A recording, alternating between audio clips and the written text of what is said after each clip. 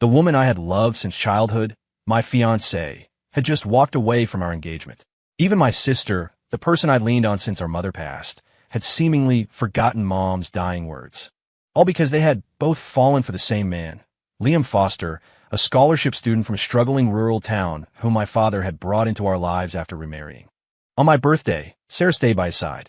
When I asked her why, she simply sneered, "Caleb Vance is a golden boy.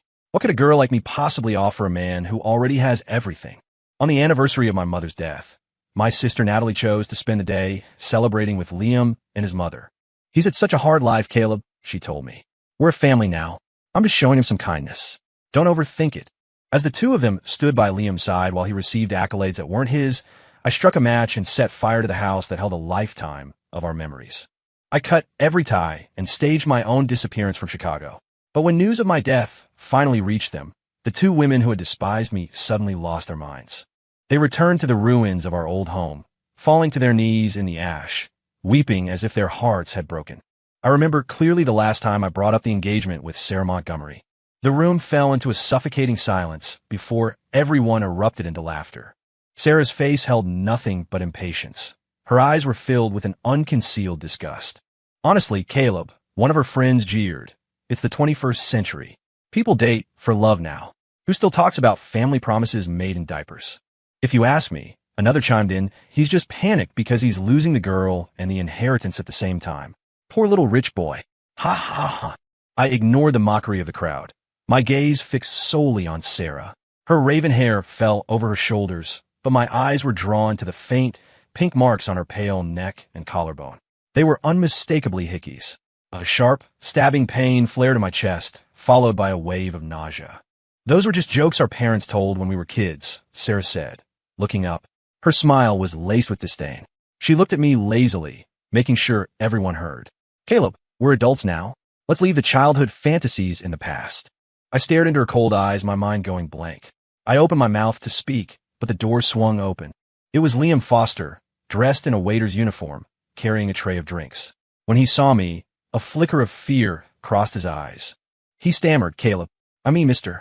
Vance." He glanced at Sarah, sensing the tension in the room. "I'm sorry, I didn't mean to interrupt. I'll leave right away." His voice trembled. He set the tray down hastily, turning to flee, but Sarah suddenly reached out and shoved it. Glass shattered across the floor, and expensive bourbon splashed everywhere. A shard of glass sliced through my forearm, and I felt the hot sting of blood beginning to soak my sleeve. Sarah didn't even look at me. Her face darkened as she stepped toward Liam. She reached out and began pulling the waiter's jacket off him, her voice thick with reproach. "How many times have I told you? You're not allowed to work these jobs anymore." Liam hung his head in shame, his voice cracking. "You and Natalie have given me so much already. I wanted to prove I could earn my own way. You're a designer, Liam. You're an artist. You aren't meant to be clearing tables. Do you understand?" Sarah's voice softened as she tossed the uniform aside, looking at him with pity. "Natalie, and I just want what's best for you. I'm saying this once. No more manual labor." Then she snapped her gaze toward me, her eyes freezing over. "If anyone dares to bully you again, they'll have to answer to me." I clutched my bleeding arm. Amidst the noise of the party, I stared back at her, my expression flat. This club was a Vance family property. Sarah clearly assumed I had forced Liam to work here just to humiliate him. But Liam had been pampered by her and my sister for months. They treated him like a fragile prince. He had more money than he knew what to do with. Why would he be moonlighting as a waiter? I knew that even if I called the manager to testify, Sarah wouldn't believe a word of it. In her eyes, I was the arrogant, spoiled heir, the villain of the story who spent his days crushing the kind-hearted protagonist. "Caleb," Sarah stepped in front of Liam, shielding him. "I'm not good enough for a great man like you. The engagement was a joke. Let go." The room went silent again. Liam looked pale, hovering behind Sarah and gripping her sleeve, his body actually shaking. The others in the room watched me warily, as if I were a ticking bomb. In that moment, I almost wanted to laugh. Ever since Liam's mother moved into our house, Liam had wedged himself between Sarah and me. The love that had once been mine alone had shifted toward the Fosters. And because I was used to being the one they cared for, I hadn't handled it well. I had fought, I had screamed, and I had only succeeded in driving everyone I loved straight into Liam's arms. Now I was just tired. I was finished. I nodded slowly. "Fine." I took a few steps forward. Sarah instinctively backed up, keeping Liam behind her. Caleb, what are you doing? I let go of my arm and held out my hand. My palm was a smeared canvas of red. Sarah's eyes flickered, the ice in her gaze melting for a fraction of a second. But Liam stepped forward then, summoning a false sense of courage. Mr. Vance, this is all my fault. I'm the one who came between you. If you're angry, take it out on me. Don't blame Sarah. His voice became choked with emotion, tears welling in his eyes. I'll leave. I'll leave right now. Sarah grabbed his arm, her face twisting with heartache. I told you, I've got you. She wiped a tear from his cheek and turned back to me. The melting ice had refrozen, harder than before, and now it was tinged with pure loathing. Caleb, haven't you caused enough of a scene? I cut her off. My voice was calm. I agreed to end the engagement, but I want my things back. Sarah blinked, confused. What things? I reached up and unclipped the locket from around my neck. It was a family heirloom Sarah's mother had given me when we were children to seal the promise. In exchange, my mother had given her a priceless vintage bracelet, a gold filigree piece passed down through generations. You take the locket. Give me the bracelet. Sarah's expression curdled. She looked at the locket in my hand. For years, I had never taken it off. Everyone in our circle knew how much I treasured it. Stop acting like you're heartbroken, Sarah said, snatching the locket from me. Do you think everyone is as obsessed with sentimental trash as you are? I'll find it when I get home and send it to you. Then we're even. I said nothing. I turned around and walked out of the club. When I got home, my sister, Natalie Vance, was waiting for me in the living room. Caleb, I need to talk to you about something. She handed me a stack of legal documents she had already prepared. Liam has suffered so much in his life. Our family has more than enough money. It's time he enjoyed some of it. I'm planning to transfer these properties into his name. I glanced at the papers. These weren't just random assets. They were the businesses and real estate my mother had brought into the marriage, her personal legacy. I took the file and, without a word, ripped it into shreds. Caleb, Natalie stood up, her face flushed with anger. I already handled the fallout from that time you hired those guys to jump Liam. He's been through enough. What's the big deal if I give him a few properties? Do you even remember Mom's last words? I asked. Natalie went quiet. On her deathbed, our mother had held our hands. She told me to protect my sister, to be her rock, and she had specifically begged Natalie to look after me, to make sure I was never mistreated.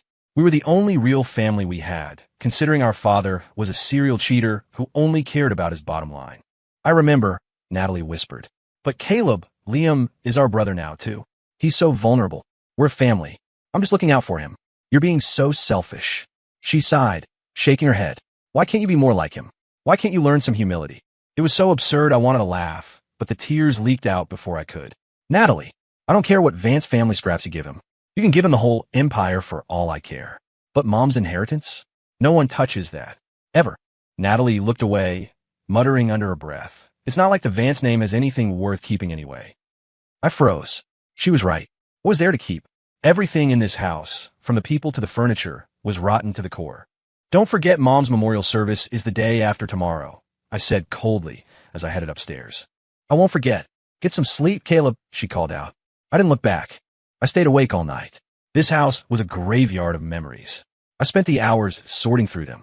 Anything that could be broken, I smashed. Anything worth money, I boxed up to be donated. I took every photograph of us and threw them into the fireplace. All that was left was the house itself, the small estate my mother had lived in when she first married into the family. After she died, Natalie and I had refused to move out. As for our father, he had moved out years ago to live with Liam and his mother. Lately, Natalie was rarely here either. Sarah used to come over every single day. Now, she never showed her face. I stood on the balcony, clutching my mother's portrait, letting the tears fall. Eventually, I drifted off into an exhausted sleep. The anniversary of my mother's death was the day after my birthday.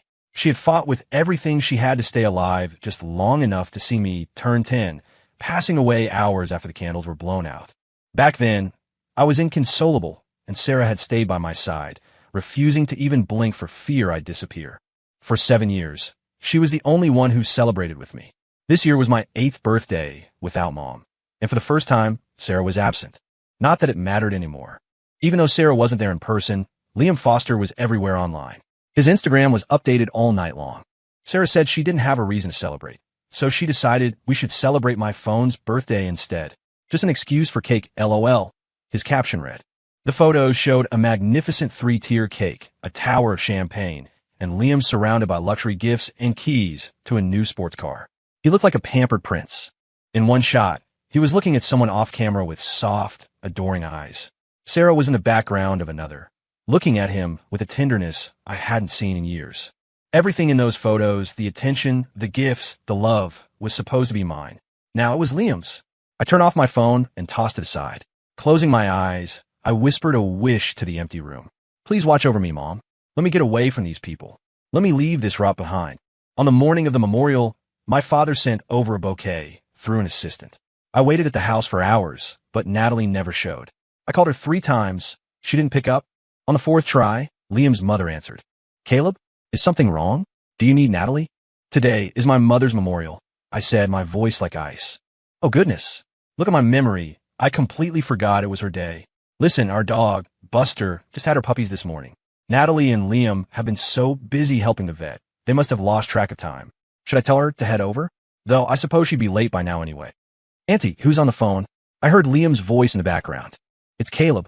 He sounded a bit upset. I'm not sure why. Hey, Caleb, what is it? Natalie's voice finally came on the line. I hung up. Buster. A dog. They missed our mother's memorial because of a dog. At the cemetery, I looked at the black and white photo on the headstone. My mother was smiling, looking as warm as a spring breeze. It was April cherry blossom season, but as I knelt in the grass, I felt like I was at the bottom of a frozen canyon. I cried and told her everything. I told her it was okay, that as long as I was alive, she would never be forgotten. Afterward, I went to my lawyer's office to sign the final papers. While I returned to the house, I was surprised to see Sarah, Natalie, and Liam standing in the driveway. Liam was holding a bouquet of flowers, a smug grin plastered on his face. Natalie seemed to have no memory of the morning's missed memorial. She immediately began gushing about Liam. Caleb, you won't believe it.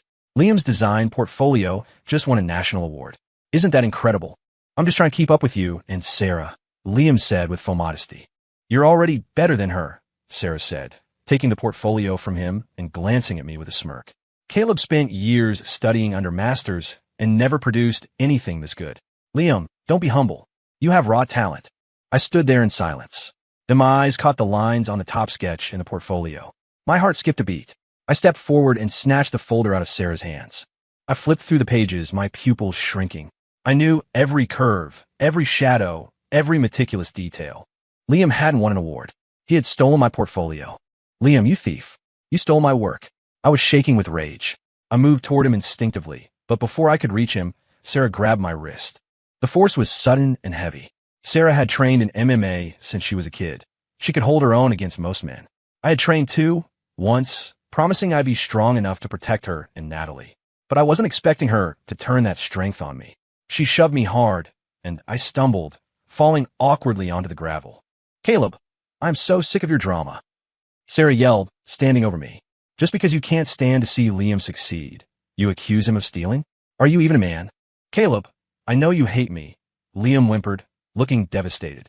But I would never touch your things. How could you say that? I looked at Natalie. My laptop was the only place those files were stored. She was the only one with a password. Natalie shifted her gaze, looking guilty. In that moment, the last piece of my heart crumbled. Caleb, look at yourself, Sarah said, her voice dripping with pity. She reached in her pocket and threw something at me. It was the gold bracelet. It hit the dirt next to my hand. I honestly don't know why I ever thought I loved you. I let out a cold laugh, but as I moved to stand, my eyes locked onto the watch on Liam's wrist. My entire body went cold. It was a custom-made ruby watch. It was my mother's last gift to me. I cherished it so much I rarely wore it out of the house. Now it was sitting on Liam's wrist like a cheap trinket. Natalie, how dare you give a mom's watch? I screamed, my eyes bloodshot. I looked like a cornered animal. Natalie bit her lip, looking a little startled. Caleb. Liam looked down, fumbling to take the watch off. I'm so sorry, Caleb. I'll give it back right now. I didn't know it belonged to your mother. He started to cry. Natalie's heart clearly broke for him. Liam, stop. I gave it to you. You don't have to give him anything. She turned to me, her expression hardening. It's just an object, Caleb. Liam liked it, so I gave it to him. I'll buy you a better one, okay? I felt like I was suffocating. Natalie, that watch isn't yours to give. I would rather smash it into 1,000 pieces than let it stay on the wrist of a homewrecker's son. Natalie's face flushed with anger. Caleb, why are you blaming Liam for what our parents did? It has nothing to do with him. Liam's tears were flowing now. Sarah immediately stepped in to wipe them away, glaring at me. Caleb, don't you dare go too far. It's just a watch. Liam, we don't want his trash. She reached out, unbuckled the watch, and threw it hard onto the ground. Come on, I'll buy you a Rolex tomorrow. Natalie sighed, looking at me with profound disappointment. Caleb, why do you have to be like this? Liam has had such a hard life. Why can't you just show some grace? You're the older brother. Try being the bigger person for once. And it's just one design award. You'll have plenty of chances, but Liam needed this. He needs to build a name for himself, so Sarah's family will accept him. In the world of high society, pedigree was everything. If Liam couldn't change his birth, he had to prove his worth through talent. Natalie tried to reach out to help me up, but I slapped her hand away. Caleb, I started to laugh. I stood up on my own and looked her in the eye. Natalie, it was the last time I would ever call her sister. You're going to regret this. I hope it was worth it. Natalie frowned and looked away. I'll make it up to you, Caleb. I promise. Then she turned and ran after Sarah and Liam. I knelt and picked up the bracelet and the watch. The bracelet was fine. The watch was sturdy, but the face had a tiny, jagged scratch across the glass. I pressed them against my chest. I didn't cry this time. The pain was so sharp it had gone numb. I realized then that when your heart truly breaks for the last time, you don't make a scene. You just go quiet. As the sun dipped below the horizon, the world went dark. The weather report had warned of a heat wave and dry winds. Late that night, I gathered everything that reminded me of them and threw it into the fireplace. I looked at a photo of Sarah and Natalie flanking me, all of us laughing. It looked like a cruel joke now. As the flames licked the edges of the photo, their smiles vanished into ash.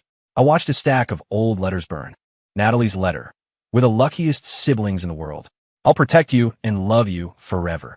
Sarah's letter. I'm going to marry Caleb one day, and we'll be the happiest couple on earth. They had once told me my life was more important than theirs. Now, the ink was faded and the paper was yellowed. Their promises had blown away long ago. The fire spread quickly, catching the curtains and the dry wooden furniture. Thick black smoke began to curl toward the ceiling. I stood in the center of the room, the heat flushing my face, the smoke stinging my eyes. My phone rang. It was Natalie. I didn't answer. A moment later, Sarah called. I ignored that too. Just as I was about to delete their numbers for good, a text from Sarah popped up. Caleb, Liam is your brother now. We're family. I hope you can be the bigger person and congratulate him on his big night tomorrow. I'll buy you that car you wanted if you just apologize to him, okay? Natalie's message followed immediately. Caleb, I promise I'll make it up to you. I shouldn't have given him the watch, I know. I'll have a custom one made for you. Please, just forgive me. I smiled. No feeling, no anger. Just the slap followed by a candy routine they always used. I used to fall for it every time. Now I just type back.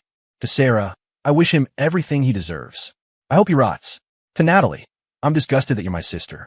I'm disgusted Mom had a daughter like you. I blocked them both. I grabbed my suitcase, took one last look at the house, and walked out into the night without looking back. The wind picked up, fanning the flames. Within an hour, the entire villa was an inferno. The house that held all our history was being reduced to a hollow shell of ash. At the awards gala, Liam Foster was dressed in a tuxedo, preparing to take the stage. Sarah's phone buzzed. Irritated, she went to silence it, but a text caught her eye. Sarah, something happened at the Vance house. Call me now. Sarah scoffed. Caleb had just texted her. He was clearly fine. She felt a surge of annoyance. Liam was about to have the biggest moment of his life, and Caleb was trying to ruin it with another stunt. She declined to call. When her friend tried calling again, she silenced the phone. Sarah, I'm so nervous. Liam whispered, looking at her. Sarah squeezed his hand. Don't be. I'm right here. The announcer called Liam's name. Sarah adjusted his lapel one last time, beaming as he walked up to the podium. Under the bright lights, he was the center of the world. He took a breath and began his speech. Sarah's phone rang again. Angrily, she stepped into the hall and picked up. What is it? Sarah, the Vance house burned down last night. It's a total loss. Her friend's voice was frantic. The security footage shows Caleb went inside and never came out. They think he's gone. Sarah laughed. Nice try. Tell Caleb he can stop the theatrics. I'm not falling for it. She hung up and powered off her phone. Nearby, Natalie's phone rang. It was the same caller. She moved to answer, but Sarah snatched the phone and ended the call. It's Caleb trying to sabotage the night, Sarah said. Ignore him. Natalie frowned. What is he doing now? He's jealous. He wants attention. He's trying to kill Liam's buzz. Unbelievable. Natalie muttered, her face hardening. She turned off her phone too. He's gone too far this time. He needs a lesson. They walked back into the hall, and joined the standing ovation for Liam. He smiled at them from the stage. "I wouldn't be here without two people," Liam said into the mic. "My best friend, Sarah Montgomery, and my sister, Natalie Vance. Thank you for believing in me." Sarah and Natalie beamed. In that moment, Liam was their whole world. After the ceremony, they decided to fly to a private island to celebrate. On the way to the airport, Liam asked about the calls. "I thought I heard someone say Caleb called. Is everything okay?" "Don't worry about him," Sarah said. "He supposedly set the house on fire to get our attention." "Sarah, don't say that," Liam said softly. "He just wants you guys to love him. It's my fault. If I weren't around, he wouldn't do these crazy things. Maybe we should go back and check on him? If he screams at me, I can take it. If he hits me, I'll just be quiet." Liam looked like a kicked puppy. Sarah immediately pulled him into a hug. "You are too good for this world, Liam. That's why he keeps walking all over you." "We're going back," Natalie added. "He'll be fine." Just then, Natalie's phone, which she had just turned back on, rang. It was an unknown number. "Hello, this is the New York Police Department. Am I speaking with a relative of Caleb Vance?" Before Natalie could answer, Sarah leaned over and spoke into the speaker. "Nice try, Caleb. Hiring someone to play a cop? That's a new low. Ma'am, this is Officer Miller, badge number 4492. We receive a report of a structural fire in the East Side District. Security footage confirms Mr. Vance entered the premises and never exited before the building collapsed. The fire was too intense. We've only recovered a few items. We need someone to come in for identification." Sarah's lip curled. "Listen, officer, tell Caleb to give it up. We're not coming." She hung up and blocked the number. Caleb was a cockroach, she thought. He'd never actually die. They landed on Sarah's private island, where everything had been curated to Liam's tastes. At sunset, while they were out on the boat, Sarah saw a news notification on her iPad. "Tragedy in the East Side. Historic villa destroyed in overnight blaze." The report said the fire had been so intense that by the time the neighbors called 911, the house was already gone. They hadn't found a body yet, but the footage showed no one leaving the building. The occupant was presumed dead. Sarah's fingers began to tremble. "Sarah, let's take a selfie. Say cheese." Liam leaned in, holding a selfie stick. The scent of his cologne filled the air, and Sarah instinctively leaned into him. "You look beautiful." "You're so pretty, Sarah," Liam whispered, his lips brushing her ear. The mood shifted, and they leaned in for a kiss. Back at the villa, Natalie was staring at the same news report. Her heart began to race. She hesitated, then tried to call Caleb. "The subscriber you're trying to reach is not available." She tried again, and again. That hit her. He had blocked her. She threw the phone down in a huff. He was just being dramatic. He was probably hiding in some hotel, waiting for them to come crawling back. She decided she'd give him a week. He needed to learn that he couldn't keep crying wolf. A week later, they returned to New York. Sarah took Liam to her family home. Her mother, Mrs. Montgomery, was sitting in the study. She didn't even look at Liam. "Caleb is missing, presumed dead. And instead of looking for him, you bring his father's mistress's son into this house?" her mother said, her voice dripping with disappointment. "How did I raise someone so cold?" Mrs. Montgomery had been best friends with Caleb's mother. After she passed, she had treated Caleb like her own son. Sarah gave Liam a reassuring look, then turned to her mother. "Mom, don't let Caleb play you. He burned that house down for attention. It's a pathetic stunt." Her mother sighed. "You've had everything your whole life, Sarah, but you lack the most basic empathy. You only see power and leverage." "You don't have to believe me," Sarah snapped. "But the police aren't lying. Go with Natalie to pick up his remains then. See the truth for yourself." Sarah's face went pale for a second, but she stood her ground. "I'm not going. It's exactly what he wants." Liam added, "Ma'am, I think there's a misunderstanding. Caleb has lied to Sarah before."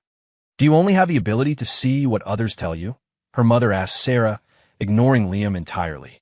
Sarah's chest heaved. "Fine. I'll go. I'll go just to show you he's faking." She stormed out of the room, her heels clicking sharply on the hardwood. Liam hurried after her, breathless. As they drove, Sarah felt a sudden, crushing weight in her chest. An inexplicable dread was beginning to suffocate her. "The subscriber you're trying to reach is not available." The automated voice was all she heard, over and over. She called Natalie, but Natalie didn't pick up. Liam tried to speak, making a soft sound of discomfort to get her attention, but Sarah didn't even look at him. "Drive faster," she barked at the chauffeur. Liam reached out to touch her shoulder. Sarah breathed. "It's okay."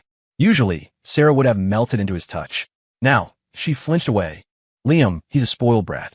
He couldn't handle a paper cut. There's no way he actually stayed in that house, right?" "Exactly," Liam soothed. "He loved himself too much. It's all my fault. If I weren't here. Sarah didn't hear him. She stared out the window, her face a mask of cold fury and hidden terror. Liam realized he'd lost his hold on the conversation and went quiet. They arrived at the East Side property. Sarah stepped out of the car and stared at the ruins. The house was gone. Only the blackened skeleton of the foundation remained. The air still smelled of wet ash and scorched plastic. It was real. The news, the calls, her mother's words. It was all real. Sarah stumbled toward Natalie, who was sitting on a piece of debris. Natalie's eyes were bloodshot. As Sarah approached, Natalie stood up and slapped her across the face. Sarah reeled back. Liam cried out and tried to help her, but Sarah shoved him away, so hard he fell. She slapped Natalie back, and the two women began to brawl in the ashes until they were both too exhausted to move. Natalie collapsed, sobbing. I believed you. I didn't pick up the phone. If I had just come home. Caleb is still in there. He has to be. She began digging through the charred remains with her bare hands. Friend tried to pull her away, but she was hysterical. Sarah stood up, her face a blank mask. The body hasn't been found. He's alive. He's just hiding to punish us. Yes, Natalie whispered, a flicker of hope returning to her eyes. He's alive. I'll find him.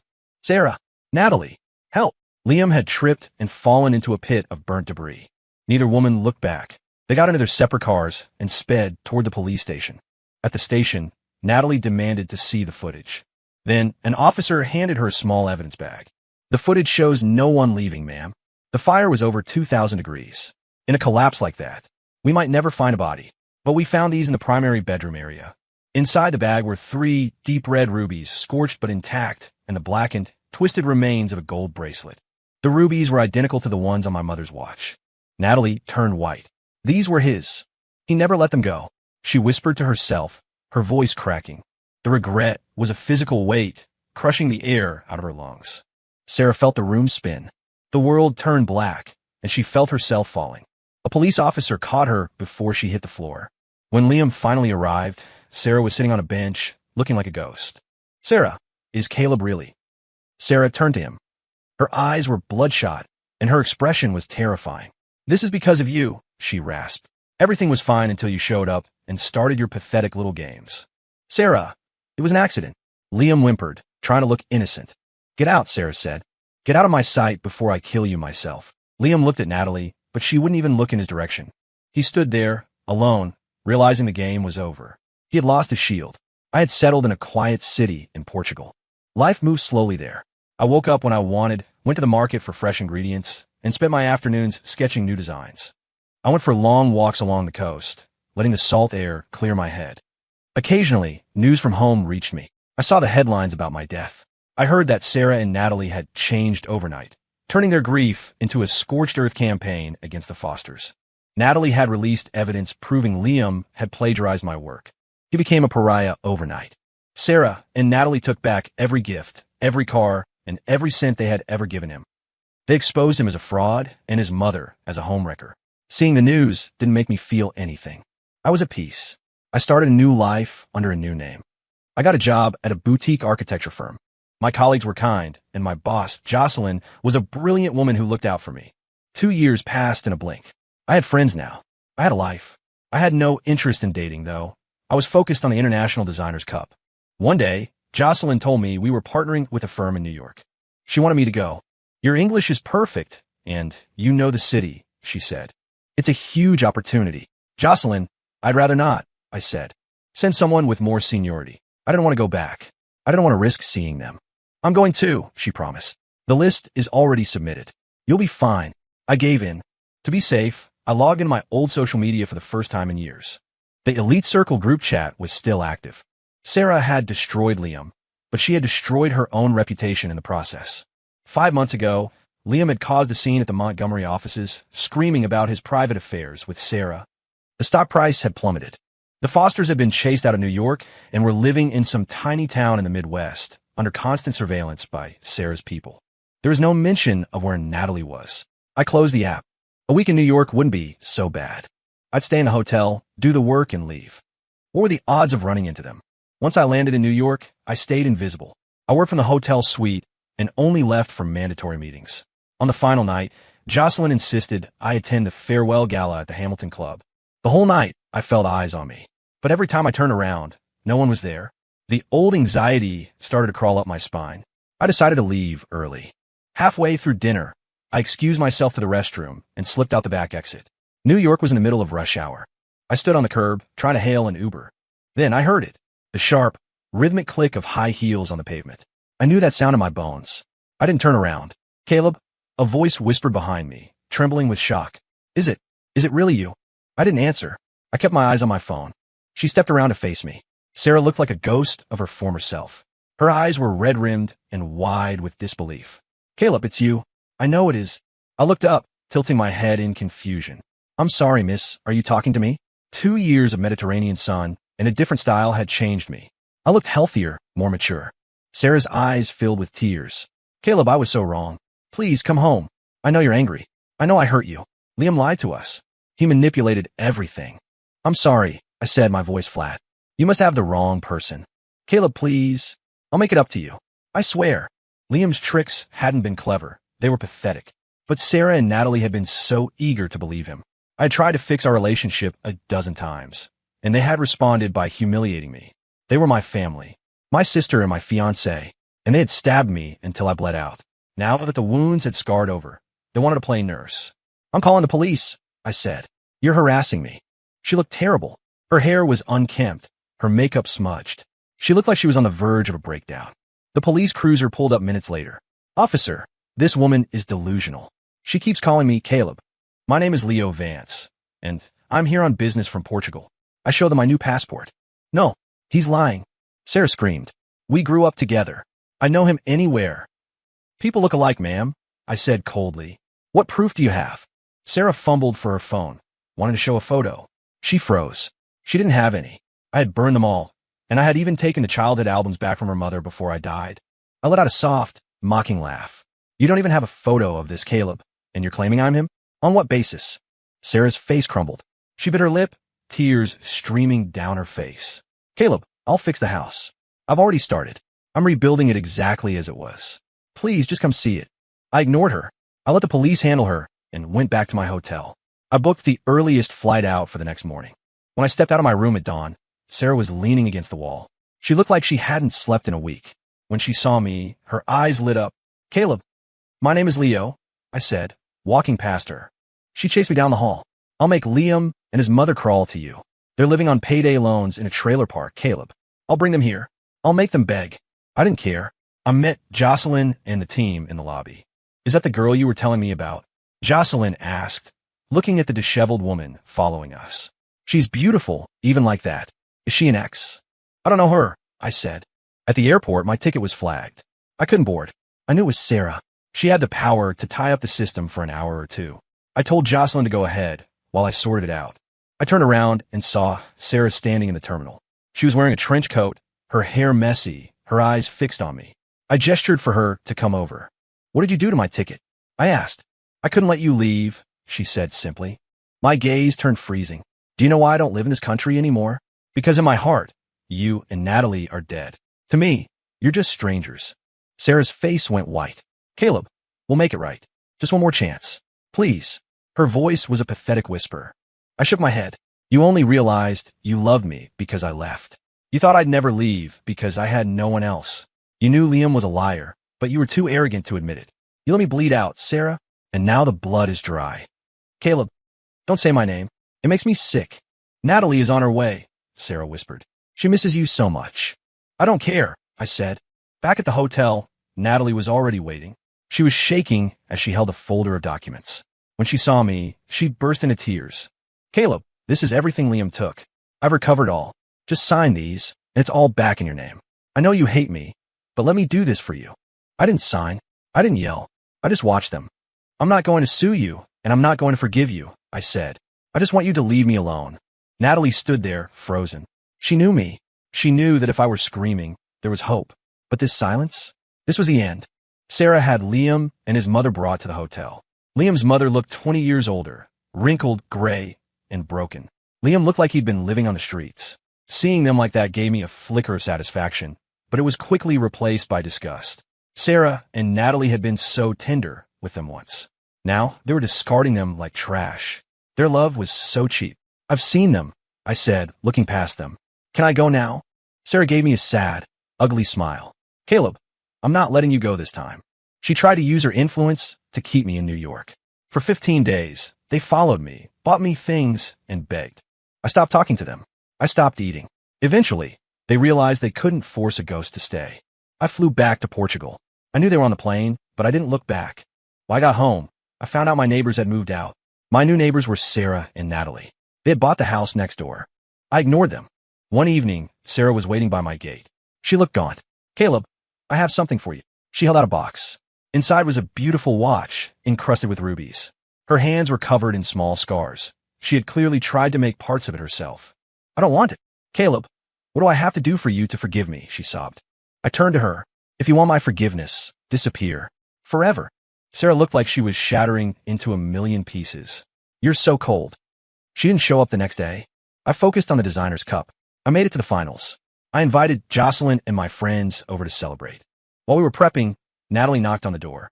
She had a box of food from a five-star restaurant. I'm not taking it, Natalie. Caleb, will you ever forgive me? I moved on, I said. You should too. She went quiet. Mom's anniversary is coming up. Are you going? I thought about that day, the puppies, the dog, the empty cemetery. You should apologize to her, not me, I said. I went to the competition. I wore a tailored suit and stood on the stage. Natalie was in the audience, dressed in black. Sarah was nowhere to be seen. When the announcer called my name as the grand prize winner, the applause was deafening. I took the trophy, the one that had been stolen from me 2 years ago. In my speech, I thanked my team, Jocelyn, and my mother. I didn't mention Natalie. Afterward, Natalie caught me backstage. Caleb, Liam stabbed Sarah. She's in the ICU. What does that have to do with me? I asked. I flew back to New York for the memorial. Natalie met me at the airport and drove me to the cemetery. She had bought a mountain of flowers and offerings, trying to make up for all the years she missed. I knelt by the grave and talked to Mom for a long time. Natalie stood back, crying silently. Caleb, how can we make this right? She asked as we left. You can't, I said. Just stay out of my life. I understand, she whispered.